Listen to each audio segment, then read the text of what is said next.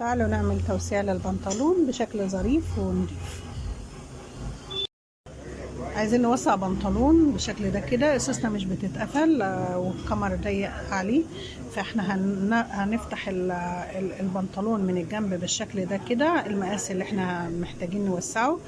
بعد كده هنجيب قطعة قماش ونقصها كده زي المرد بالشكل ده كده ونبطنها، وبعدين نخيطها. بعد ما بنخيطها بنقلبها وبنكويها بالشكل ده كده، وبعد كده هنخيطها على الفتحة اللي احنا فتحناها دي.